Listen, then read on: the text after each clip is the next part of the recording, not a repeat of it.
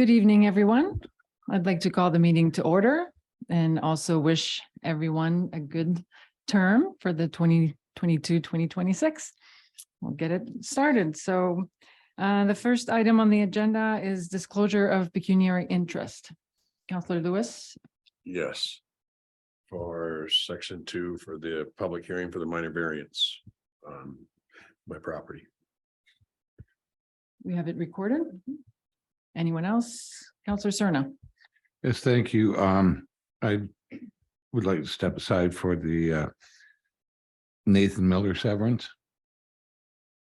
Noted.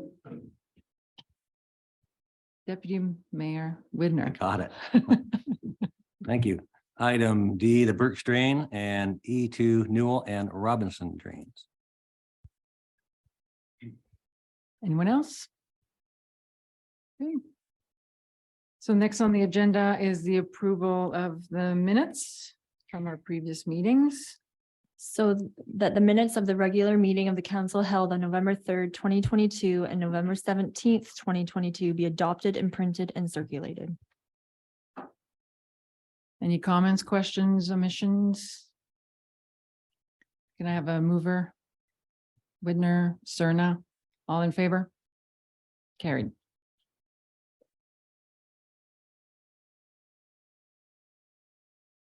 Okay, so next on the agenda, we'll go ahead with the appointment of the Committee of Adjustment.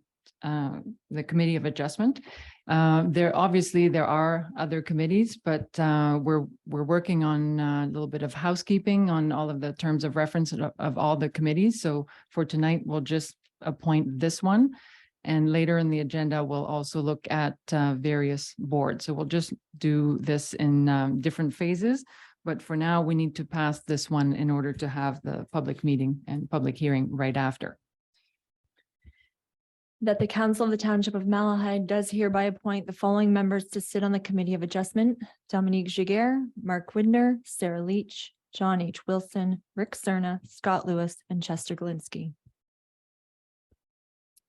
Any questions or comments?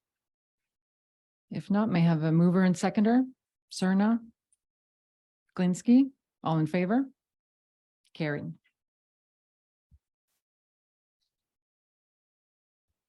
Okay, so the next agenda then is the first public hearing for a minor variance application.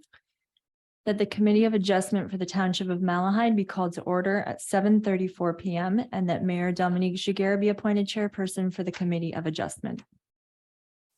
Mover and seconder? Widner?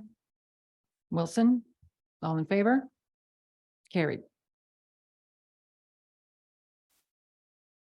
Okay, so I can advise that the purpose of this hearing is to consider an application for a minor variance as submitted by Scott Lewis. Do we have, and the location of the property is concession 2, lot 35, known municipally as 53-376 Nova Scotia line. And do we have Eric with us to give us an overview of the application, please? Yes, thank you, Your Worship. Submitted application has been submitted to seek relief from a minimum side yard setback requirement for an accessory structure under the small lot agricultural. We can't A4 hear you right now. I don't know if you're on mute or if it's at our end.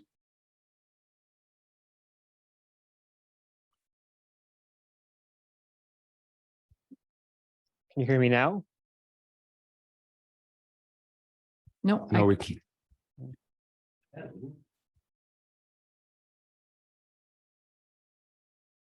Anything you can do at our end? You can see at least we've lit up, but.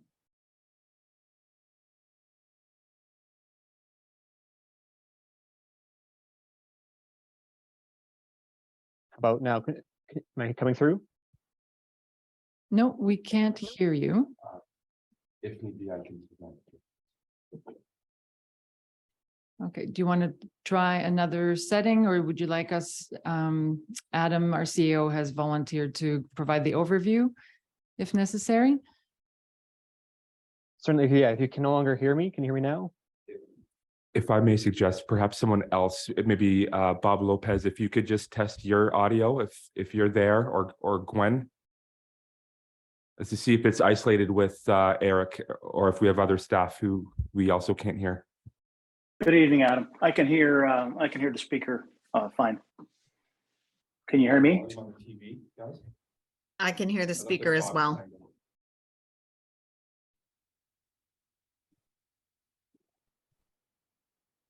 Eric, now try speaking. Can you hear me now? Yeah. Yes. Yes, I think it may have been at our end, so I think we're good. Thank you for your patience. Go ahead with the overview. Thank you. The application has been submitted to seek relief from the minimum side yard setback requirement for an accessory structure under the A4 small lot agricultural zone.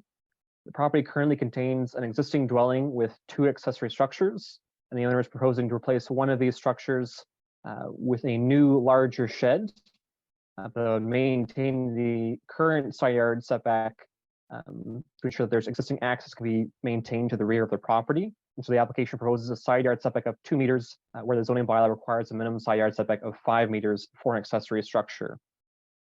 Minor variances are evaluated under the 4 tests set under the Planning Act. The proposed accessory structure would be permitted under both the county and the township official plans. As previously noted, the property is zoned A4. The bylaw requires a setback of 5 meters for accessory structures. And the intent of the side yard setback is to ensure that adequate separation is maintained between any kind of structure on the property and lot lines, as well as to avoid any kind of encroachment or impacts on adjacent properties. The proposed storage shed would replace an existing accessory building that currently has a 2-meter setback and would be just an indication that the setback of the current structures has impacted adjacent properties. I would note that on table 1 of the report, I was noted that the proposed maximum lot coverage should read that it is less than 30%, where it currently reads greater than. So I'd like to correct that for members of council. Since the proposed storage shed would have a setback that is consistent with the current structures on the property, and also would assist in ensuring that access can be available to the rear of the property through an existing lane. There's no anticipated impacts of the proposed minor variance, and therefore staff are recommending that the application be approved, subject conditions, the building permit maintained within 2 years, and the development be in keeping with the plan submitted. That concludes the presentation at this time. I have any questions from members of council. Okay, thank you for that. Mr. Lewis doesn't have any representation to speak to the application. Technically represent himself. He could sit in the public. You can ask if that's his wish.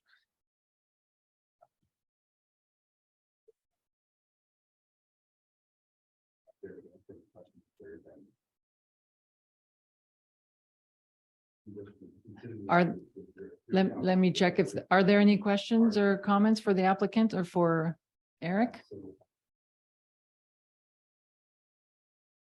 No questions or comments? Allison, are there any comments received? Through your worship, there were no comments received to date. Okay, is there anyone else in attendance who wishes to comment? Doesn't look like it.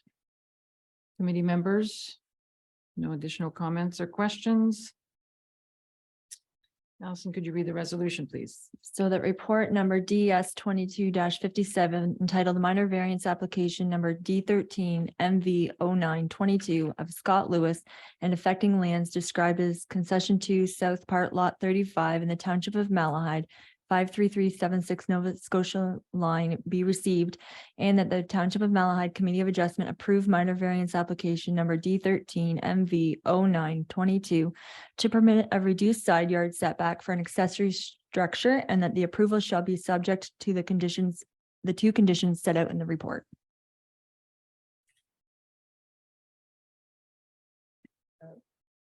I have a mover and seconder. Linsky, Serna. All in favor? Carried. That the Committee of Adjustment for the Township of Malahide be adjourned and the council meeting reconvene at 7:40 p.m. Mover and seconder. Serna, Leach, all in favor? Carried.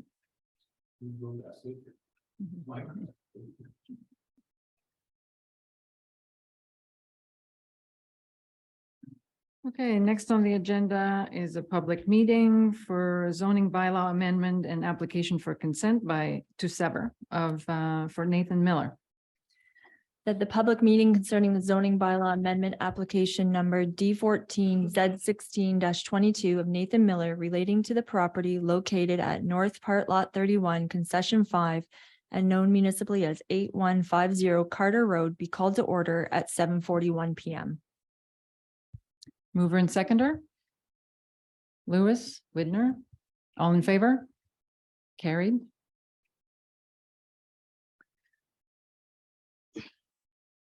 Okay, so the purpose of this public meeting is to consider an application to change the zoning classification as to rezone the proposed severed and retained parcel from large lot agricultural, so A3 to A1, to allow for the creation of an agricultural parcel with a minimum lot area of 20 hectares. So, and the applicant's name is Simona Rasanu on behalf of Nathan Miller. Allison, can you advise and confirm of the method and date of notice given for this meeting? Notice of this public meeting was given in the prescribed manner by publication in the Almer Express on November 9th and November 16th. In addition, affected property owners within 120 meters were sent a notice by mail at minimum 20 days prior to the meeting. Thank you. And Eric, can you give us an overview of the application? Certainly, thank you, Your Worship. For council tonight is concurrent zoning bylaw amendment as well as consent application for 8150 Carter Road. And the intent of this application is to permit a severance of an agricultural property into two separate farm parcels. And the zoning bylaw amendment would address specifically the lot area of the proposed severed and retained parcels. And the subject property is currently owned by three separate individuals. And as they're saying, based on information provided with the application, that the owners are proposing to sever the property into two separate farm parcels to allow for separate ownership for purposes of succession planning. And both properties were proposed to continue to be used for agricultural purposes. The provincial policy statement permits the creation of new lots for agricultural uses, provided that lots are of a size that's appropriate for the type of agricultural use that's common in the area, as well as suitable to ensure future flexibility for different types of agricultural operations. The proposed lots would be of a size that's consistent with severing other farm parcels in the area and would meet minimum lot and frontage requirements of the A1 zone. And both the severed and retained would continue to be used for agricultural purposes. The county official plan also contains criteria regarding new lot creation, ensuring that the severed and retained lots have frontage on a public road, would not result in a traffic hazard, and could be serviced properly and wouldn't have any impacts to drainage. The application has been evaluated and would meet these criteria as set out by the county official plan. The Malahide official plan also contains minimum lot requirements for agricultural lots that are defined under the zoning bylaw and allows for agricultural lots to be created that deviate from minimum lot size requirements, provided both the severed and retained lots are used for agricultural purposes, also ensuring that they're of a size that's appropriate for type of agriculture uses common in the area.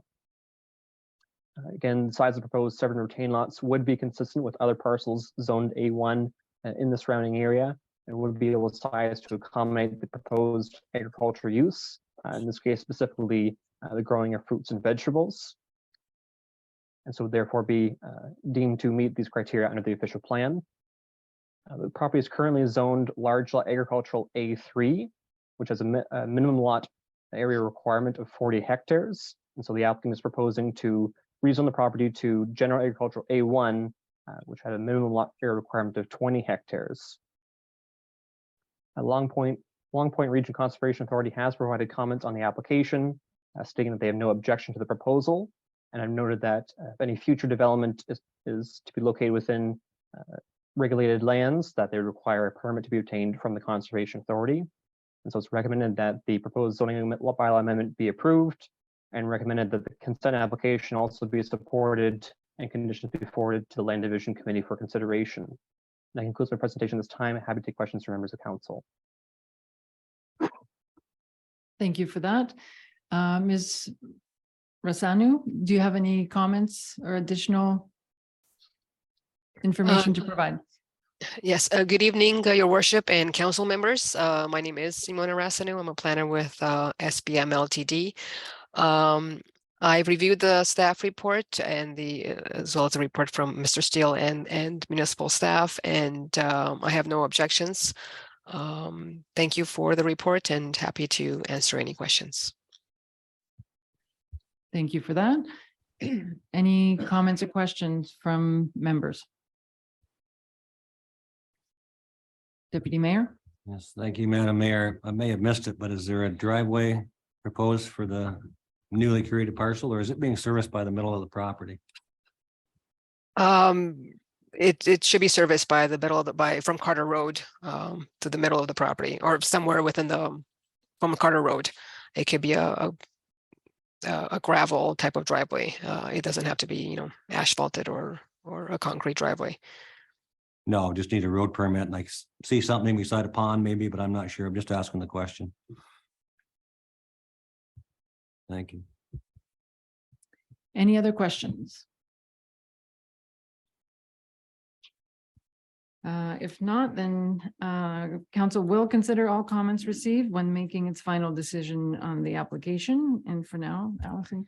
That the public meeting concerning the zoning bylaw amendment application number D14 Z16-22 of Nathan Miller relating to the property located at North Part Lot 31, Concession 5, and known municipally as 8150 Carter Road be adjourned, and that council reconvene at 7:47 PM. Mover and seconder. Widner, Lewis, all in favor? Carried. That report number DS 2254 entitled zoning bylaw amendment application of Nathan Miller be received, and that the zoning bylaw amendment application number D14 Z16-22 of Nathan Miller relating to the property located at Concession 5 North Part Lot 31 be approved for the reasons set out in this report. Mover and seconder. Lewis, Glinsky, all in favor? Carried. And that report number DS 2256 entitled application for consent to sever of Nathan Miller be received, and that the application for consent to sever of Nathan Miller E94-22 relating to the property located at Concession 5 North Part Lot 31, Geographic Township of Malahide be supported for the reasons set out in this report, and that this report be forwarded to the Land Division Committee for its review and consideration. Mover and seconder. Lewis, Leach, all in favor? Carried.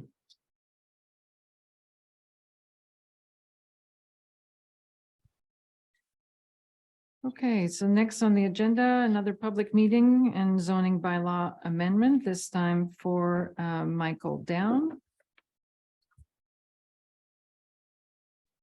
That the public meeting concerning the zoning bylaw amendment application number D14 Z14-22 of David Dale relating to the property located at Plan 55 lots D and R, part lots B, C, S, and T, and known municipally as 49485 Dexter Line be called to order at 7:49 PM. Mover and seconder. Widner, Leach, all in favor? Carried. So this not. Yes, it is this one. So it is a public meeting. Yeah, thank you. So the purpose of this public meeting is to consider an application to change the zoning classification from Village Residential 2 to Village Residential 2 special use to permit reduced lot frontage from 25 meters to 20 meters to facilitate the severance of 2 residential lots. The applicant's name, Michael Down, on behalf of David Dale. Allison, can you advise and confirm of the method and date of notice given for this meeting? Notice of this public meeting was given in the prescribed manner by publication in the Amber Express on November 9th and November 16th. In addition, affected property owners within 120 meters were sent a notice by mail at minimum 20 days prior to the meeting. Thank you. Eric, can you give us an overview of this application this time? Thank you. The application has been submitted to rezone the property from Village Residential 2 to a site-specific special zone that would permit a reduced lot frontage from 25 meters to 20 meters to facilitate the severance of 2 new residential lots on the property. Subject lands currently contain an existing dwelling and accessory structure, and that the owner is now proposing to sever 2 new lots and retain the existing dwelling. And so reduction from the front lot frontage requirements, the zoning bylaw would be required to facilitate the severance. Such a property is located within the floodway of the Catfish Creek, and the provincial policy statement directs that development shall generally be directed outside of hazardous land areas that are adjacent to rivers, streams, and lake systems, which may be impacted by flooding. Additionally, development and site alteration is not permitted within floodway regardless of whether the area of inundation contains high points of land not subject to flooding. So the proposed zoning bylaw amendment would proposing to reduce the lot frontage would facilitate future lot creation and increased intensity of residential land uses in a floodway, and the application would not be consistent with the policies of the provincial policy statement. The county official plan designates the lands as a tier 2 settlement area. Under the policies official plan, no development or site alteration is permitted within floodplains in order to ensure minimization of risks of life of property resulting from flooding. And building structures are not permitted within the floodplain except where written permission is obtained from the conservation authority. So the application proposing to seek reduced lot frontage would be against the intent of the policies to restrict new development within floodplains through the intensification of existing residential use, and therefore would not consistent with the policies of the official plan. Additionally, the Malahide official plan designates property as recreational residential, hazard lands, and also within the 100-year floodway and flood fringe designations. The hazard lands designation applies to areas which exhibit or potentially exhibit a hazardous condition as a result of their susceptibility to flooding. And no development is permitted within hazard lands except where permit is obtained from the conservation authority. In addition, the construction of buildings or structures is not permitted within the floodway designation for concerns regarding potential loss of life or further hazards. Again, as previously noted, the zoning bylaw amendment would permit an intensity of land use, future residential uses, and therefore the zoning bylaw amendment to permit a reduced lot frontage would not be consistent with the policies of the Malahide official plan. Catfish Creek Conservation Authority has commented on the application, confirming that the property is located within the Catfish Creek floodplain and would be subject to regulations under the Conservation Authorities Act. And the Conservation Authority has also noted that future lot creation to intensify land use in the flood-prone area would not be supported. And so it's recommended that the zoning bylaw amendment be denied. And that concludes the presentation at this time. I'd be happy to take my questions from members of council. Thank you for that. Is the applicant, is Mr. Down here? Anything you wish to add? Oh, yes.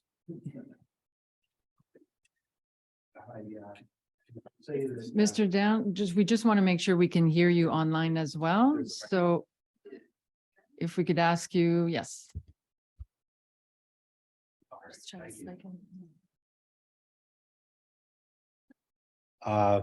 Mr. Dale lives in one of the oldest houses in Port Bruce. And it has never had water on its main floor. It's well over 100 years old.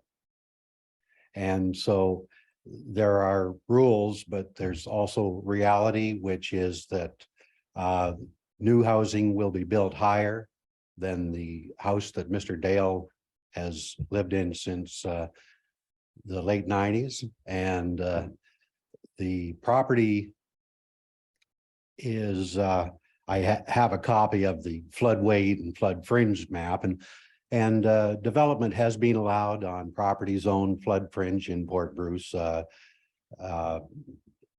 since the flood fringe zoning was invented, and was simply mandated that a specific building elevation be required. And that is something I'm in total agreement with. These lots that would be created would be two of the largest lots in Port Bruce. And the dwellings would be well above any risk to life. And the properties that I haven't been doing this for last couple of decades, but I've severed many properties in Malahide before, and I severed this property for another landowner when it was 20 meters frontage. But at that time, I severed it into parts 1, 2, 3, 4, 5, 6. And the owner retained parts 1, 2, and 3, which Mr. Dale has now.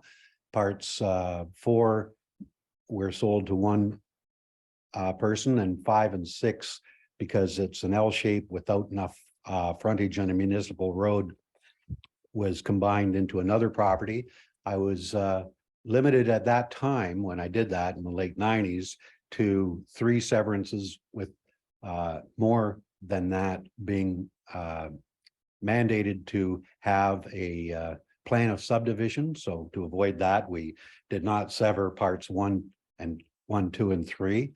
And then the owner didn't follow up with that and sold the property to Mr. Dale, and we're here to finish the job. The 2 properties that were severed or surveyed and then severed off of the original property, I have a copy of that if you're interested in looking at it, are both lesser frontage than the proposed 3 lots, frontage on these 3 lots that we're asking for. And the entire lot that Mr. Dale is on is in the flood fringe. The front or road frontage of the 2 lots to be created are in what the Catfish Creek Conservation Authority calls the floodway. And we propose no development of that area on that area, but at the back of the property, which on the current Conservation Authority floodway maps is flood fringe, not floodway. And that's why we're asking for these severances and the frontage to be reduced to obtain that severance. And the proposed location of the houses and the septic systems would be entirely in the portion of the newly created lots that are on the rear of the lot, flood fringe. And no development is proposed on the floodway or would be permitted. We're well aware of that. So I have had this conversation with the Catfish Creek Conservation Authority over the past many months, and had it indicated to me that they did expect a loosening of provincial requirements regarding development of floodway, but I'm not asking to develop floodway. I'm asking to develop flood fringe. And as pointed out earlier, the newly created lots would be 2 of the largest lots in Port Bruce, and the new housing would be well above any elevation capable of being damaged by creek jam flood. So are there any questions? Any questions from members of council? Councillor Lewis. Through you, your worship, and as that counselor from that ward, Mike, I gotta make a comment more than a question. I can't know if I ever agree if building on a flood fringe was ever the correct thing to do. And I don't know how many times you make the same mistake before you realize that, okay, we shouldn't have done it. But from what I've seen recently, and from what I see from a report from Catfish, it would be hard to convince me to allow this to happen for the reasoning of building up in a place that probably really shouldn't be built up in. Well, would you explain to me why you come to that opinion based on past examples of, as I mentioned, there's never been any water on the floor of a 100-year-old house, and the new housing would be higher than that? I don't quite understand that rationale. Well, the rationale is there's a report from Catfish Creek Authority that states that you shouldn't build in a flood fringe, let alone a flood area. And for that reason alone, I don't have to defend myself.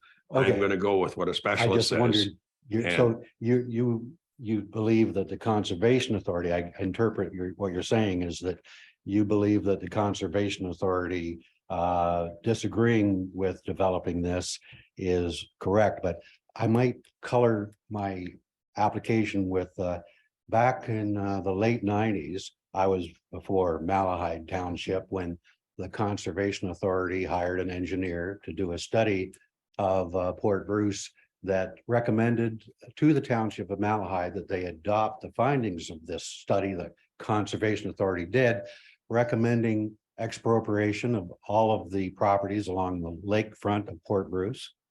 And I went to the council at that time and asked them not to accept the findings of that study into the township's official plan, and they did not. And I am pointing out then as an example that you don't necessarily have to believe that the Catfish Creek Conservation Authority's opinions are accurate or correct. And I frequently have found them not to be. And I've been in Port Bruce. My family has, my relatives built the first cottage on the beach in Port Bruce in 1887. And to tell us that we should never have been there, I find ludicrous. So oh, sorry, can you push the button on your, A button here? That's red, or there's a lot of buttons there. oh. Scott, oh, you're off too. Okay, thank you. Just wanted to make sure there's no feedback. So we will take all the comments. Are there other comments or questions at this point? We will take all the comments that have been made to date. We know that data and reports and studies have evolved over the years, so we'll need to make sure we have all the latest reports and studies when making our final decision. So for now, any other comments? Yeah, thank you, Mayor. Just the fact that the Ontario government just passed Bill C-23, that building homes faster, whatever. They don't seem to have any objection to building in a floodplain or building on a glacier or whatever. If you want to build a house, build it. And I think the rules that just got passed, I think last Friday, Thursday, I think Tuesday or something like that. So I think we need to delve into that to find out what we really can and can't do, because what Mr. Down was asking for, probably when the report came from Catfish Creek would have said no. But with the bill being passed and Catfish Creek, along with every other conservation authority in Ontario getting their guts cut out from them, it might be advantageous to look at that in detail and say, okay, yes, you can, or no, you can't. But that's going to have a big bearing on things. And we're going to have this more often than not. Okay, we will take that into consideration as well. Adam, did you want to add anything? No, thank you. No, I do not. Thank you. Any other questions or comments? Well, I might comment that actually I've had this conversation in 2021 with the Catfish Creek Conservation Authority, and they indicated at that time that they expected this was coming down the pike, and here we are late in 2022, and it has just come up in the news. But I, from experience, know that the rules are overkill. I remember in 1984, and we had a big creek flood in Port Bruce, and then in 85 and 86 we had record high lake levels of Lake Erie, and had some damage along the shoreline. And I remember a member of the Conservation Authority. I used to attend a lot of Conservation Authority and municipal meetings in that era. And a member of the Conservation Authority at that time from Malahide commented that they never should have let them build there, which, as you're probably well aware, all original settlements were, nearly all of them, were located along water for transportation and a source of water. And to say that it's not safe to be by water is, I used the word ludicrous already. I don't want to overuse it, but that is my position. I remember in 1986, the Conservation Authority hired and I've mentioned this to you before, Mayor, that they hired an engineer to talk to me, meet with me and draw up a plan, Milo Sturm. And he's since started his own engineering firm, but he agreed with me that at that time that the solution is not building walls, but to raise the places up in Port Bruce. That's what I see as logical development in flood prone areas to minimize damage, but to not live there for a few hours of water, a few inches of water on your lawn. For most of this property has happened like twice now in the last 38 years for a few hours, and to not develop it with using the terminology of we're worried about loss of life is overkill. Thank you. Thank you for those additional comments. Councillor Wilson. I guess a couple things. We later on in the agenda, we're spending tens of thousands of dollars for a huge long arm excavator to be in Port Bruce to stop flooding. And so are we going to add 2 more people to the Port Bruce Ratepayers Club that will complain about flooding? And we just give them approval for the place. So it's I'm not saying there's not other ways to do it, but we're going against our 25-meter frontage, and we're going against what the Conservation Authority has to say. So it's, in my mind, it's a little hard to, it's hard to give approval for it, but there's also a lot of places in Port Bruce already that are in worse circumstances than these 2 lots are, or proposed lots are. So it's, we're sort of going against what our bylaws are and recommendations of the conservation area to give approval for something might come back to bite us. Think. Just one more comment. The earlier I mentioned that when I severed this original property, the properties of the north end, the municipal frontage requirement at that time was 20 meters. So whether the municipality wants 20 meters or 25 meters is a matter of date. And is a rather small amendment, variation of your zoning. And I mentioned as well that these are very large properties and have been much less subject to flooding than the ones owned by the majority of people that have the bigger problem, which are right along the creek, as you're well aware. And I agree that, you know, when I was in the original Port Bruce Ratepayers executive, I used to tell them that, hey, we live in a floodway, that we shouldn't be complaining. The only thing I might ask of our conservation authority or municipality is that with this draining of the farmland within the watershed into the Catfish Creek, that now Catfish Creek is a part of that drainage system. And if a drain is plugged, you have to clear it out. So other than maintaining a channel to finish getting that water that's drained into the municipal drainage system out to the lake,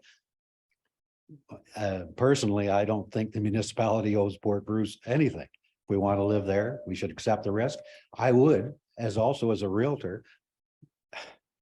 A lot of people don't list their properties with me because they want to sell to some sucker who doesn't know what to expect. I would like to see the municipality or a higher level of government put Thank on the you. deeds that the properties are can be subject to flooding so that buyers don't come to you and complain Thank after you. they buy a pig in a poke. So Thank we're you. going to keep the comments to this specific application. Thank you. And if there are no other comments, as I said, we will take all of these comments under advisement. We know that, we learn a lot from the past. Past practices are not always good to be replicated. The way to move forward is to be informed and to think ahead. So we'll make our final decision for now. Allison, can you read the resolution? That the public meeting concerning the zoning bylaw amendment application number D14 Z1422 of David Dale relating to the property located at Plan 55 lots DNR, part lots B, C, S, and T, and known municipally as 49485 Dexter Line be adjourned and that council reconvene at 8:12 p.m. Mover and seconder? Lewis, Serna, all in favor? Carried. That report number DS 2251 entitled zoning bylaw amendment application of David Dale be received, and that the zoning bylaw amendment application number D14 Z1422 of David Dale relating to the property located at Plan 55 lots DNR, part lots B, C, S, and T, reference plan 11R 6347 parts 1, 2, 3, all Jefferson, part Mackenzie, and known municipally as 49485 Dexter Line in the village of Port Bruce be denied for the reasons set out in this report. Can I have a mover and seconder for the resolution? Lewis? Seconder, Widner? Any other comments or questions before we vote?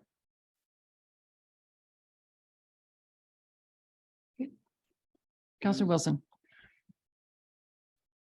I know it suggests that we deny this. Is there any way of deferring this until we find out what the ramifications of the new provincial legislation is, if that is going to affect stuff, or if that new legislation, if you don't think there's going to be any effects on this particular piece, then, but there's a lot in that legislation, and it's such an omnibus bill that I'm sure that it's still getting figured out what's actually in it. I don't know what a reasonable delay on this might be. My initial thoughts are to go with the recommendation to deny it, but like Councillor Serna said, if there are other ramifications to that legislation and we're sort of making a call on it before we know what all the ins and outs of that other legislation is it a pain or against any policy to defer it by like maybe a month, just to see if there's any other sort of interpretation of what's coming down? Because at this point right now, I've been trying to read through this stuff, and it goes through 9 different ministries that are affected by this one piece of legislation. I know it is more designed for Toronto and getting stuff rammed through as many subdivisions as they can get, but there's part of me that wants to just go with deny it, but we also are trying to look to be building more homes in the township. And it's, well, like Mike said, it's bigger lots than a lot of things that are in Port Bruce. Adam, you wish to comment? Yes.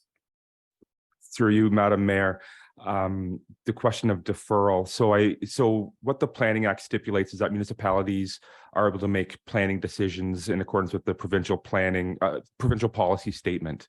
That policy document has a number of statements with regards to environmental protection and agricultural protection and coastline and riverine protection and as well as flooding. What is ultimately in Bill 23 is still being ironed out and determined, and funneling through the process. And what I can say is until the provincial policy statement changes, that's one thing, but there's also flood studies and flood mapping that can be done to determine whether or not, I know it's been a few decades since the last time it was done, but there's a number of plans and policy documents from the Township of Malahide right up through to the province that currently stipulate that development is not desired or prohibited. There's a variety of words used for lands that are designated, identified in certain locations such as this.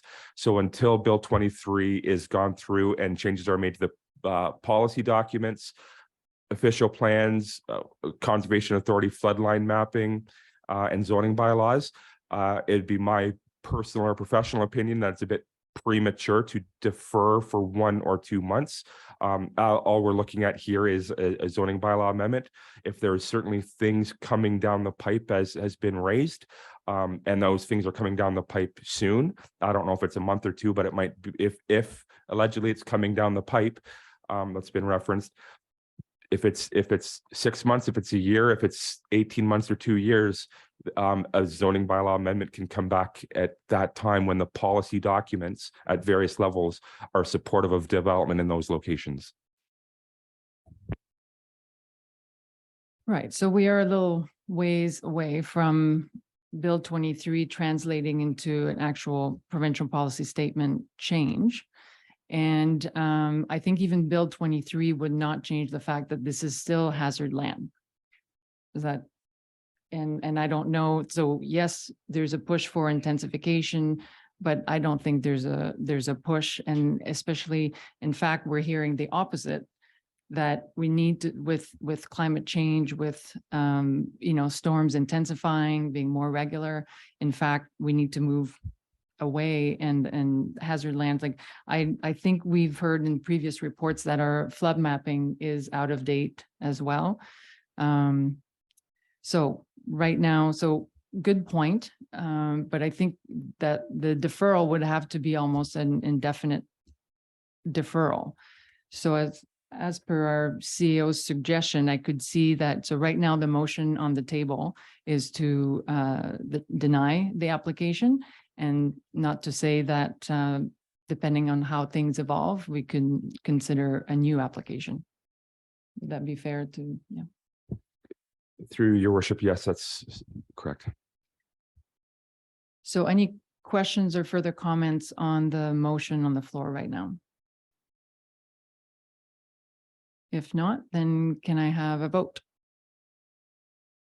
And all in favor? So the motion on the floor right now is to deny the application. And so Councillor Lewis, you moved it, Councillor Widner seconded it. So we're looking for who's in favor. So carried.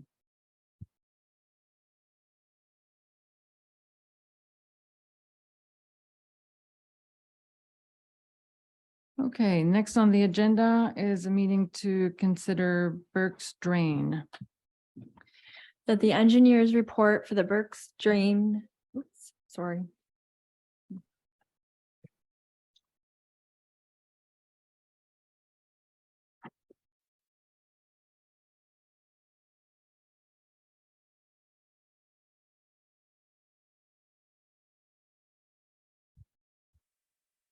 Sorry, we got ahead of ourselves, so I'll turn it immediately over to you, George, for an overview. Thank you, Your Worship. Can you hear me all right? Yes, we can. Thank you. Excellent. Thank you. So we're pleased to present our report here on the Burke's Drain number 3. This is a closed tile drain that has been petitioned for, meaning it's not an existing drain.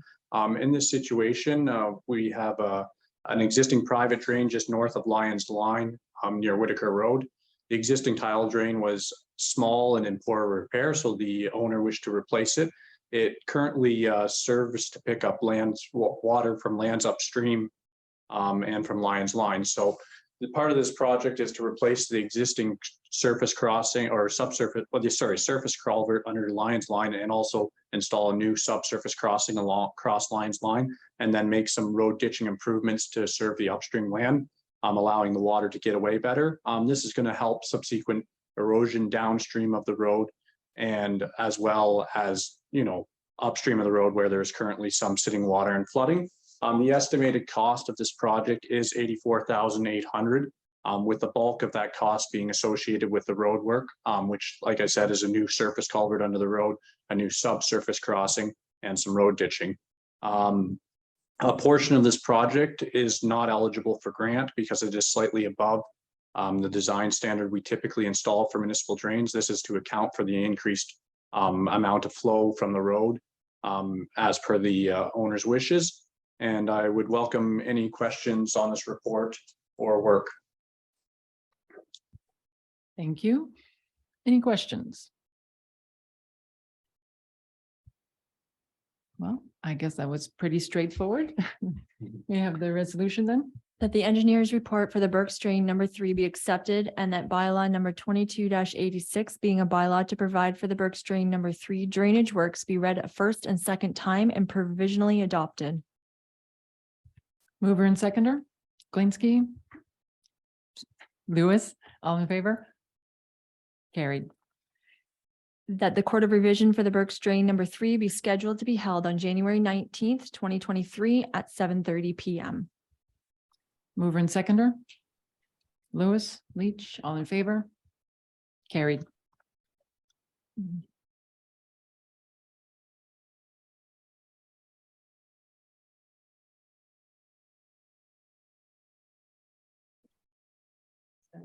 Yes, yes. Thank you, George. Have a good evening. Thank you. Have a good evening.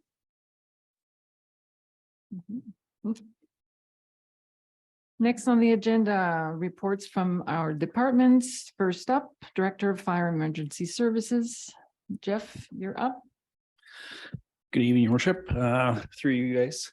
The report for you today is the report for the ice breaking services for this year. We had 2 bidders on this tender. We also had to send this tender out twice. We didn't receive any replies back the first time. So these are the 2 tenders that came back the second time. One for a long arm excavator from Lammers for the total of $58,760, and the other one from Larry Simon Construction for a drag line for $96,106.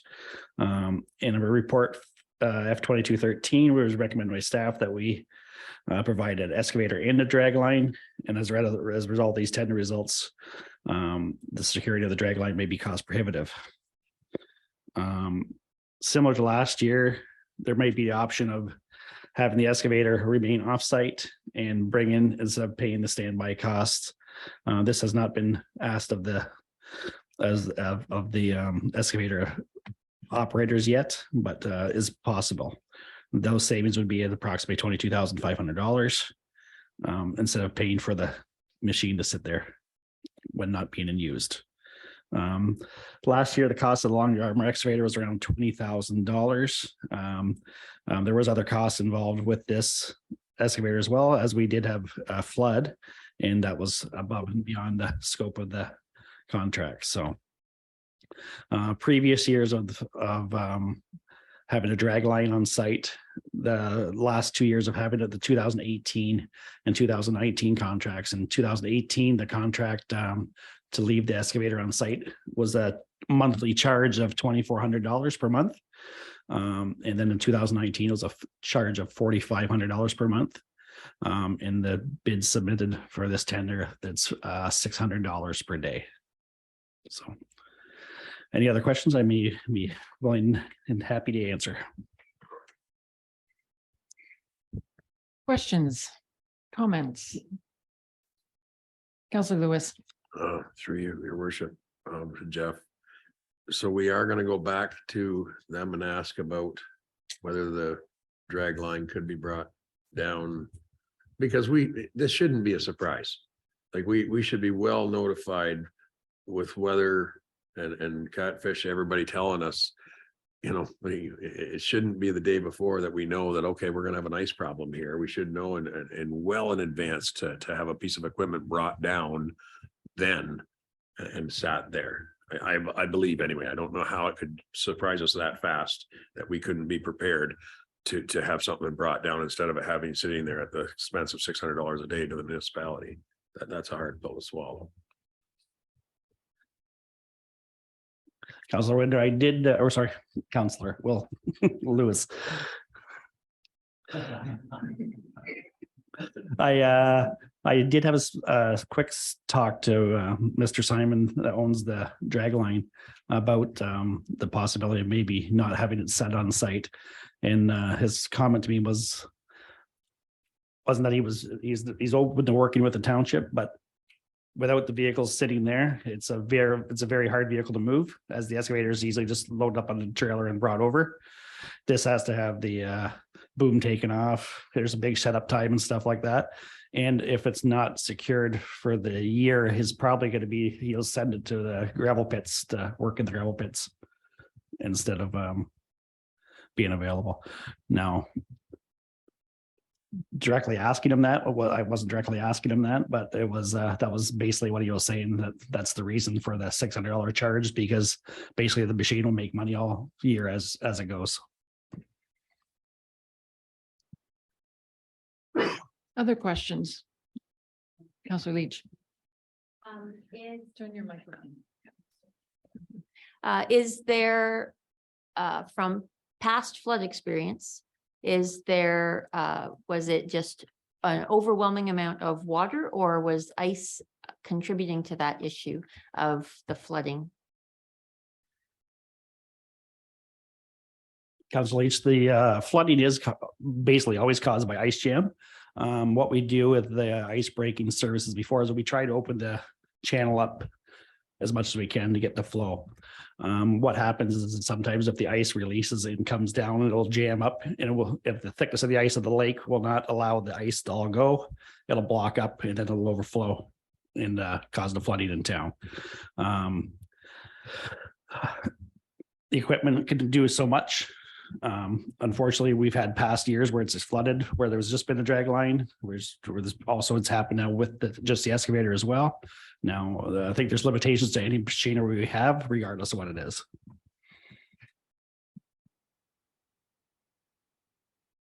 Any other questions?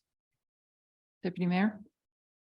Thank you, Madam Mayor. Jeff, do you feel we'd be well served with just the long arm excavator?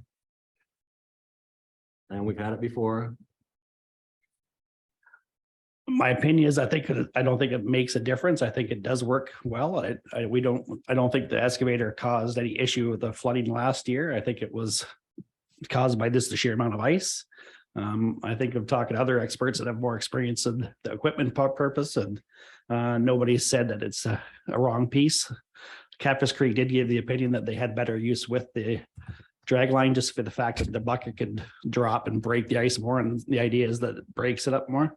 Although the excavator does have down pressure and can break it as well. So the long arm excavator I don't know the exact reach of it, but I know depending on the drag line, you can get a longer reach out. But at the time for the ice breaking last year, all the way to the seawall was broke out as far as we could reach out with the excavator. When the ice came down, it did jam up underneath and had no place to go. So, right, we were told it would reach, but as far as it needed to. Yeah. Any sense in having a second long arm as a backup somehow? In past years, we've had Lammers come down with an extra excavator. I don't know if they have exactly a full long arm, but we did use last year during flooding to clear out. They had the second excavator there that they brought and provided for us. So that helped. It helped. Yeah. Okay, thank you. Okay, so in the previous report, I think council had agreed that the ideal would be, based on the report from Catfish and the discussion and report from staff, that the ideal would be to have both, which is why we went to tender for both. We had put the caveat at the time that it might be cost prohibitive, so we would have to look at the cost. Now we have the cost in front of us. So we haven't had our budget deliberations, so that's it's a bit difficult to put this decision in context. I'm wondering if there is a little bit of time to perhaps defer, go back to Catfish to discuss like this reality. The financial reality is there for us to consider.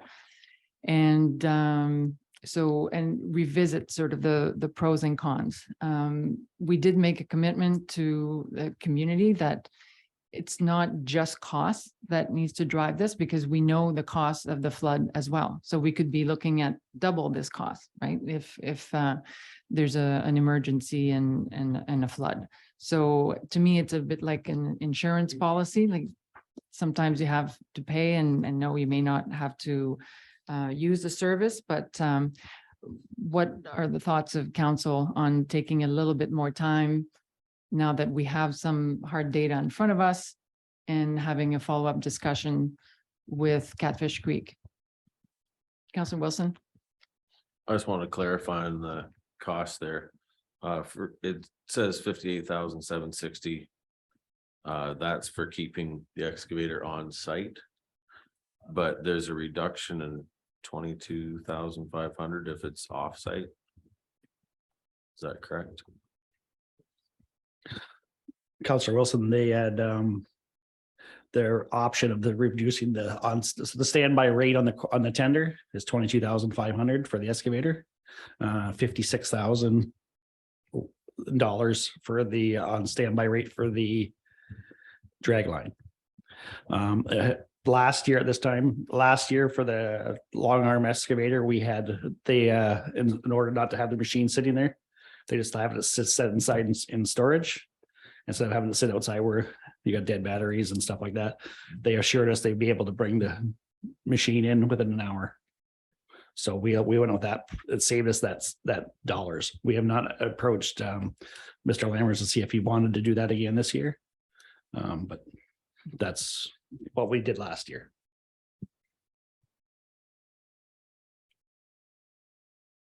Deputy Mayor? Yes, thank you, Madam Mayor. Just to be reminded, the report says the contract's from January 1st to March 31st, so we won't have, if we did defer, we wouldn't have time to get everything in place, would we? So we have one more meeting. Through you, your worship. Yes, there's one more meeting. Without having the tender documents in front of me, I don't fully know if there's any ramifications. I don't think that there will be. I think through you, Madam Mayor, to Jeff, do you think that either contractor could wait till the next council meeting in 2 weeks for a final decision? I don't know if I would speak on behalf of their business, but I don't see why they wouldn't. It's a decent contract, I think, so. So it may be also, an opportunity to have a discussion with Catfish Creek, revisit these numbers and provide us the scenarios of the potential off-site, on-site and potential breakdowns and just, consult a little bit more. Okay, so I think with that, Allison, you propose a resolution? That report number F-2216 entitled Emergency Management Ice Breaking Services be received, and that Malahide Township defer the acceptance of the quotation submitted by Lamers Excavating to have a follow-up discussion with Catfish Creek Conservation Authority and bring back this proposal at the December 15th meeting. Adam? Through that reads nicely. However, what I would do is I don't think there's been a decision made on either contractor, so we would leave it open in that regard. Okay. Councilor Cerna. Yeah, I have a question before we proceed any further. This is for a long reach backhoe and a drag line. Have we ever given a thought to just get 2 long reach backhoes? Because the Lamers is 58,000 for one, and the drag line is almost twice as much. Adam? Thank you, through your worship and through the chief sport. I believe we spoke about Lamers possibly being able to bring in a second long arm earlier in the discussion. So if I heard correctly, they could bring it just in time. So it wouldn't be part, doesn't have to be part of the contract, but we could request it. Is that? Well, if I may, your worship, when we first heard about a long reach backhoe, the merits of it were just every bit as good as the drag line. They said, oh, it's got hydraulic pressure, it can break the ice and the chunks will float toward it and everything like that. So rather than get a drag line, because it's flooded there with a drag line before, my opinion is you clean out by the mouth of the river, but you also, to me, the biggest problem is when the river or the creek takes that bend and the ice doesn't go around the bend properly, and then the river widens out, you don't have the push anymore. And I don't care what you have down there, you can have a drag line over here, but if the ice is plugged up back here, it doesn't do any good. So if you had a long reach here cleaning the ice out and the long reach there cleaning the ice out, that might be the better way to go, in my opinion, but I'm not an operator of either one, so. Okay, thank you. Councilor Glinski. Mayor Jiguer, is it possible to, since it says here that we can have an excavator on site in 1 hour, have one stationed there and a second one on standby and come in within an hour? And it could set up on the bend, whereas the other one could be breaking at the mouth. So that 1 hour for a second excavator might be the way to go. So I think that will be, as we said at the beginning, that is definitely one of the scenarios that could be considered and viable. I think at this point, because we do rely on the expertise of Catfish Creek. We pay a levy to them for them to provide us with advice on flood mitigation. So I would like to go back to them. They seem to be fairly convinced based on their expertise that the drag line, that they recommended the drag line. And we said we would be open to that until we saw the numbers. And now we just have to inject some reality and revisit the pros and cons of each piece of equipment, I think. So I think the 2 weeks would buy us that time. So if everyone is okay with that and with the resolution as read, do you want to reread it? That report number F-2216 entitled Emergency Management Ice Breaking Services be received, and that Malahide Township defer the acceptance of the quotation submitted to have a follow-up discussion with Catfish Creek Conservation Authority and bring back a further report at the December 15th meeting. Thank you. Mover and seconder. Lewis, Serna, all in favor? Carried.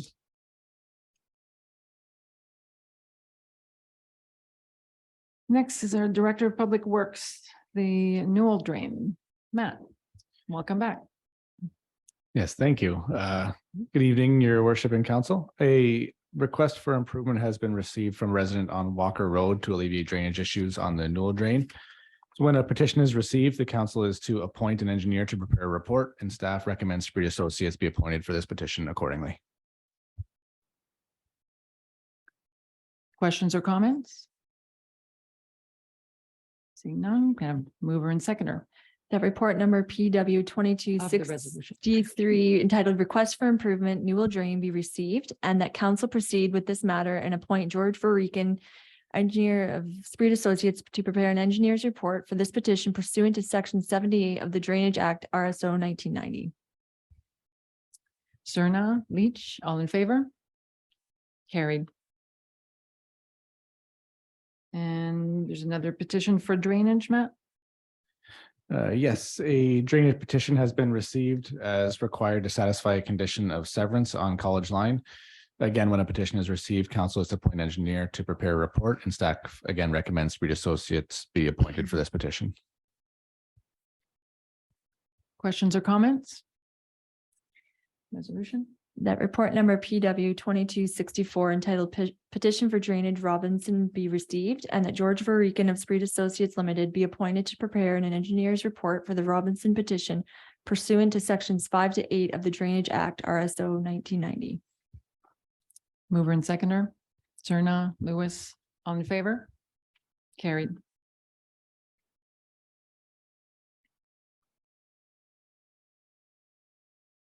Back.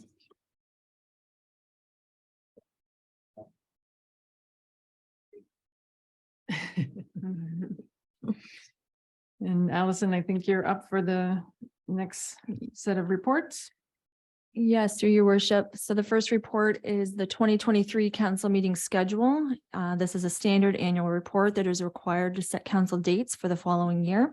There wasn't a need to change any of the dates for 2023 due to the statutory holidays and how they fell, as sometimes has occurred in previous years. Once again, this year, one meeting has been scheduled for August, and I can answer any questions if there are any. Questions or comments? Good. Resolution? The report number clerk 22-13 entitled 2023 council meeting schedule be received, and that the attached schedule of regular council meeting dates for the 2023 calendar year be approved, and that the municipal staff be requested to post such schedule on the municipal website. Serna, Widner, all in favor? Carried. Next report, please. The second report is a post-election accessibility plan. This is a follow-up report that is required post-election under the Municipal Elections Act, addressing the accessibility measures that were taken during the election period as were outlined in the original plan. I can answer any questions if there are any. Questions or comments? Resolution? Oh, one question.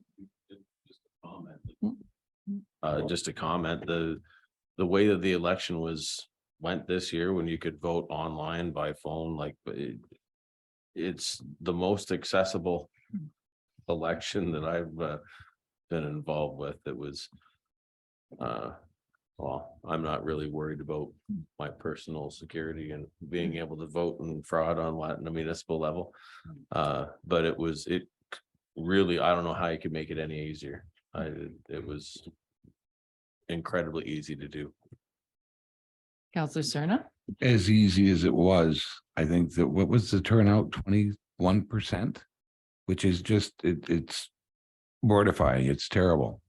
And the only way we're ever going to get that any better is if we drive to the guy's place or the person's place, sit down with them, hold their hand, make them make a check mark wherever they want, and then or whatever, and have them call it in. We got to dial a number for them.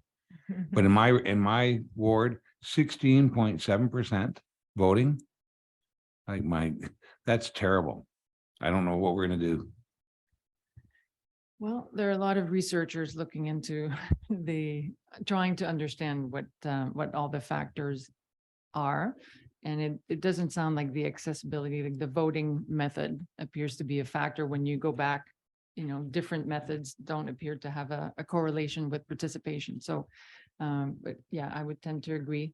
We definitely tried to make it as accessible as possible. So there are other factors at play. Councillor Glinsky? The only comment that I heard was, well, there were several of them. The fact that we have such a low turnout, regardless of what Councillor Wilson said, the computer voting or the telephone voting was the reason a lot of people didn't vote. And if it had been up to me, just being me, I would have probably not voted, because the first thing that turned up, there was an icon of some kind in front of the code that I was supposed to punch into the computer. There was no such icon on the computer.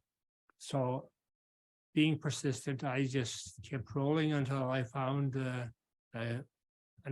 one that didn't have an icon, and I went with that. But people seem to feel that the reason for the low vote, not only because the mayor wasn't being elected or the deputy mayor, but because it was computer voting. Thank you. It's hard to tell. Like I said, multiple factors. If there are no further comments, the resolution?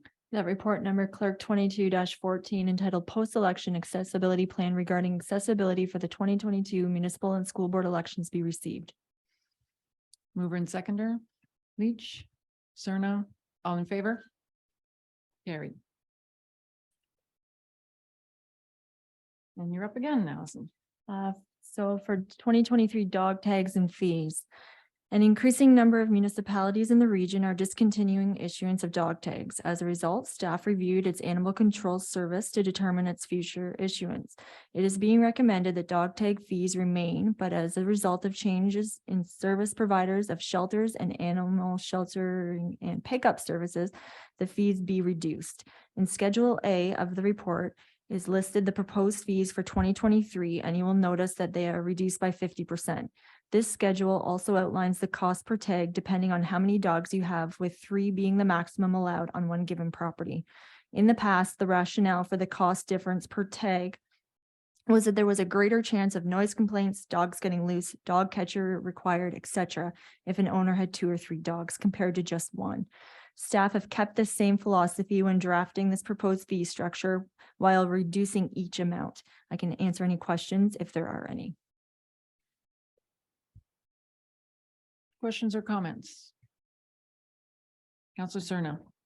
No, This we're not comes up, doing- this we're comes not up, doing- this comes up every time, but to make up for the lost revenue in dog tags, has staff given any thought to cat tags?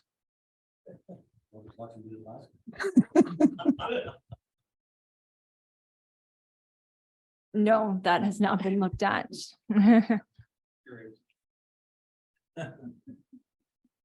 Yeah, and I'm pleased to see that staff reconsidered. I think this was supposed to be a cost recovery program, and I think the last few years, the revenues far exceeded the cost of the program itself. And I think, we'd have to be reasonable to our residents, and if we say it's a cost recovery program, it should be a cost recovery program. So thank you to staff for revisiting this and keeping it reasonable. Any other comments? If not, the resolution? That report number clerk 22-15 entitled 2023 dog tags and fees be received, and that council approve the 2023 dog tag fees as presented in Schedule A. Mover and seconder? Wilson, Glinski, all in favor? Carried.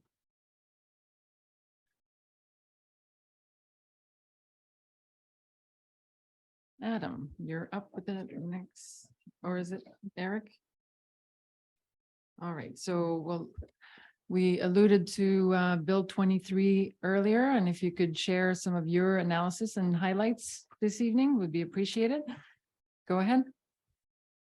Thank you, Your Worship. Maybe before I begin my presentation, I'd just like to note the preparation of this report was done shortly after the second reading of Bill 23. And since in that time earlier this week, the third reading or the bill received third reading in royal assent. So we have tried to go through this report and address any kind of changes are made as part of third reading, but there is still additional information that may be unknown in terms of the full effect of what some of the regulations that will be coming out of passing of Bill 23 will look like and when they'll come into effect. As council may be aware, the Omnibus Bill proposed several amendments to various pieces of legislation, including the Planning Act, the Ontario Land Tribunal Act, the Ontario Heritage Act, Conservation Authorities Act, Municipal Act, and the Development Charges Act. And so the purpose of this report is to provide a summary of general changes proposed within Bill 23, specifically relating to land use planning and the township's planning documents. To start with changes to the Planning Act, one of the first changes that was announced was regarding expanding the types of residential uses that are permitted as of right under the zoning bylaw. This be permitted where it's being called urban residential lands. They're defined under the new Planning Act legislation as any parts of land that is within an area of settlement in which a residential use is permitted that is served by a municipal sewage system as well as municipal water. And the proposed legislation would allow up to 3 residential units on a property, either in the form of a primary dwelling and in combination with an accessory structure. And so these new residential units would be exempt from development charges and parkland dedication requirements.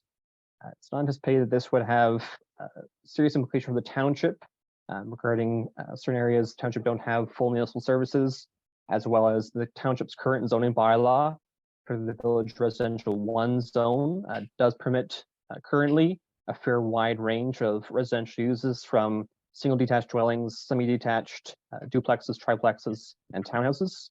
And additional, it also permits second dwelling units within the VR1 zone as well. The proposed changes to the Plan Act also remove the ability for zoning bylaws to be applied that would regulate minimum unit sizes, as well as would limit the number of required parking spaces to 1 space per unit. Currently, the zoning bylaw does contain minimum floor area requirements as well as parking requirements that would exceed 1 parking space. And so while it's not required for clarity purposes, council may want to consider a zoning bylaw amendment to remove those provisions that would no longer be in effect. Another change under the Planning Act is regarding site plan control. The Bill 23 proposes to exempt any residential development that proposes fewer than 10 residential units from that process.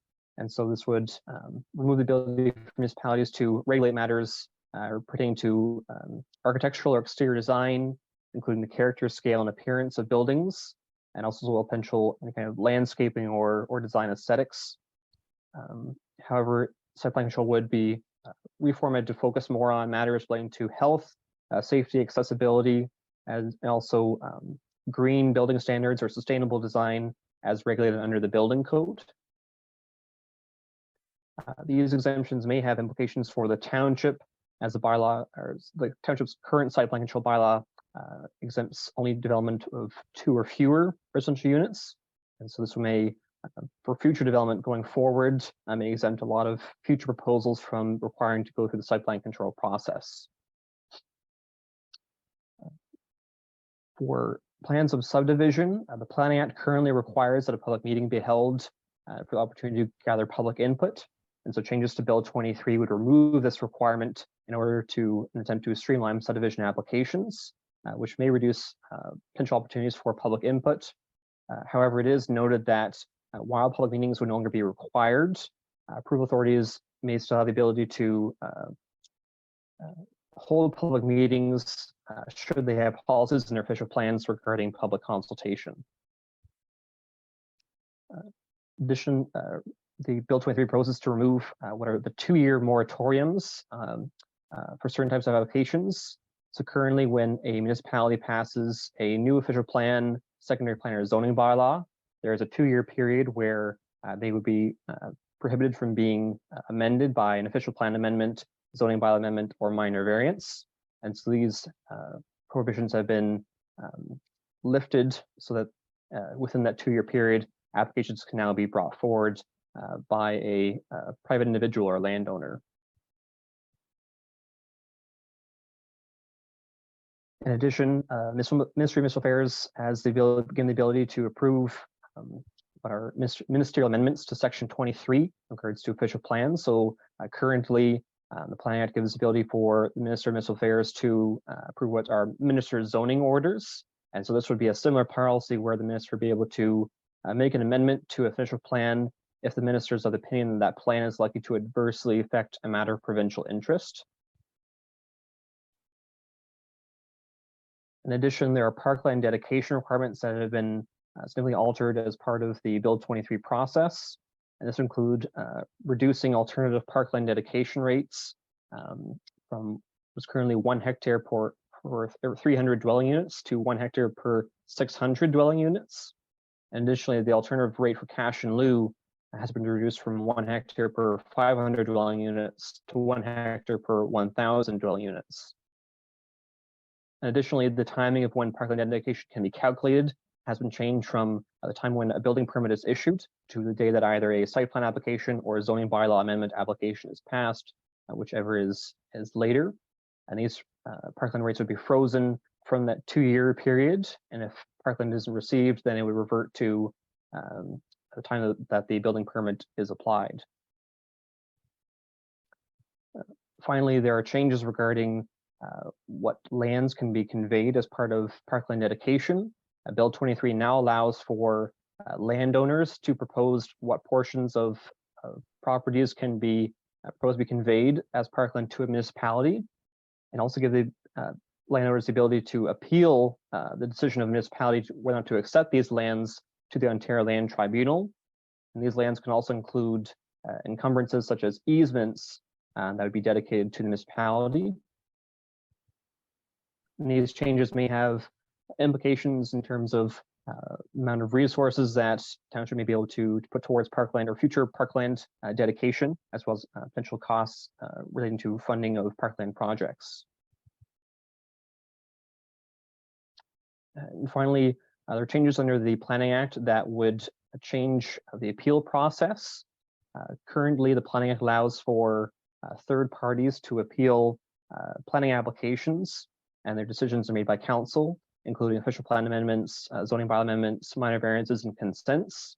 And so under Bill 23, this would remove third-party appeal rights for minor variances and consent applications. So in this case, it would limit people making appeals to very specified persons, which are defined under Bill 23 as public bodies such as utility providers, operators of railway lines, telecommunication infrastructure providers, and those government bodies. And these changes would be applied retroactively to appeals that have not had a hearing scheduled as of October 25th of this year. And this may significantly reduce the ability for members of the public and landowners to participate in the appeal process, as well as may result in increases in minor variance applications.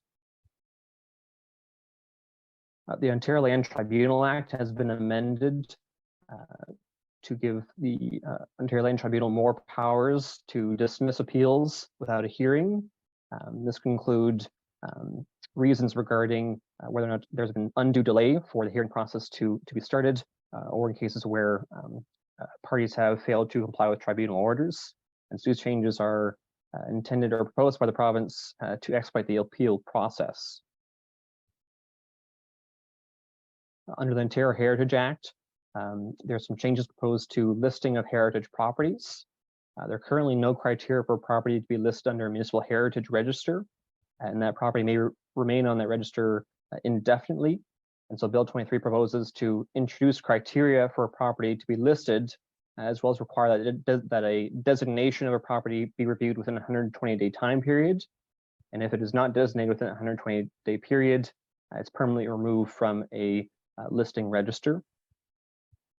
Currently, I believe there's only one property that is designated under for heritage protection in the township, and so currently there are no implications anticipated for the township as a result of this change. And finally, changes to the Conservation Authorities Act. So currently, conservation authorities are permitted to provide services to a municipality, including reviewing and commenting on planning applications. And so Bill 23 proposes to change the ability of conservation authorities to comment on planning development applications, as well as supporting technical studies that are included with an application submission. It is not, or from information that I reviewed, is not known as to what specifically these regulations will come into effect, or what specific powers may be given to municipalities. So that's upcoming, perhaps in 2023, that those changes are proposed to come in, regulations to be released. And this may have implications for the township's application review process, and may result in township needing to seek additional services, an external consultant to review and comment on development applications.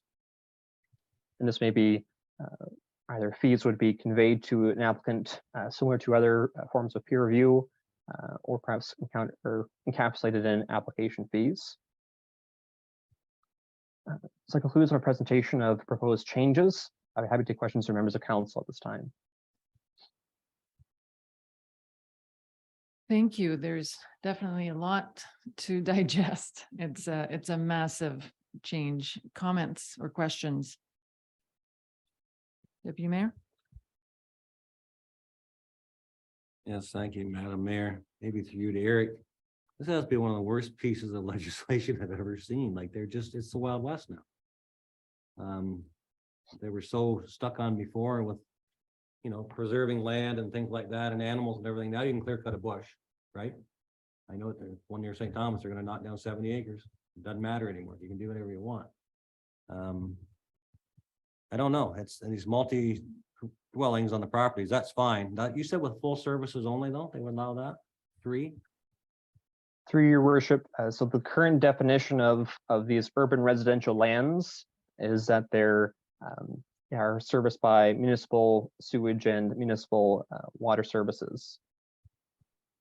Okay, so that really doesn't hit us too badly, but yeah, there's just a lot. I don't know how the building department will ever keep up with all the changes. I just don't understand how they expect everybody just to, everything's approved, I guess, but it's too bad.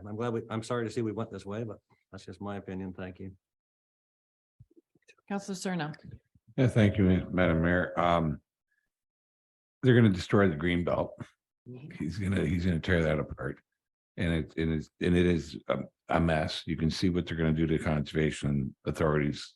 Things like that. My question is, on the news lately, I've been seeing like Mississauga is complaining about losing, I think, $825 million or something over 10 years in development charges. London's bitching about losing money on their development charges. What's happening there? Everybody's losing money and municipal wise, and I don't know. I somebody can answer that question for. Adam, do you wish to comment? Yeah, through your worship. I don't have much to add.